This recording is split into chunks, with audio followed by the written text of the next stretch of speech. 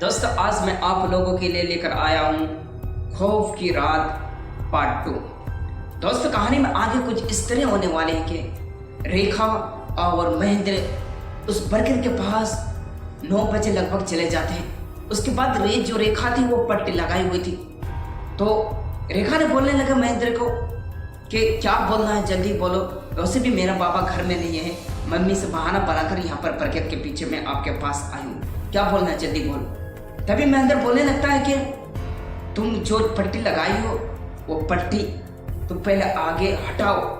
दोस्तों आगे लोग के साथ क्या होगा जानने के लिए मैं उम्मीद करता हूँ कि आप लोग इस कहानी को अंतिम तक देखेंगे और सुनेंगे, और आप लोगों को अच्छी लगेगी तो वीडियो को लाइक करके चैनल को सब्सक्राइब कर देना, क्योंकि आप लोग लाइक नहीं करते तो प्लीज़ आप लोग लाइक कर दीजिए। तो दोस्तों चलिए इस डरावनी कहानी की दुनिया में खो जाते हैं। खौफ की रात पार्ट 2। आज रात 9 बजे गांव के बाहर बरगद के पेड़ के नीचे मिलना वही जो कहना कह लेना। इतना सुनकर महेंद्र जहां से आया तो वहीं होकर चला गया और रात होने का बड़ी बेसब्री से इंतजार करने लगा। रात लगभग 8:53 पर महेंद्र गांव के बाहर बरगद के पेड़ के नीचे जाकर रेखा के इंतजार करने लगा। लगभग 9:05 पर रेखा वहीं पहुंची। उसने अपना मुंह दुपट्टे से छुपा रखा था। उसने जाते ही मंदिर से पूछा, कहो क्या कहना चाहते हो मुझे? घर जल्दी जाना, बाबा घर पर नहीं है, माँ से बहाना बनाकर आई हूँ। महेंद्र ने कहा पहले चेहरे से दुपट्टा हटाओ। रेखा ने चेहरे से दुपट्टा हटा दिया। चांदनी रात थी, उसमें रेखा का चेहरा बहुत ही खूबसूरत नजर आ रहा था। महेंद्र उसके चेहरे को एकटक निहारता रहा। जब रेखा ने उसे अपनी और यूं देखते हुए देखा तो उसका चेहरा सर में से लाल हो गया और वो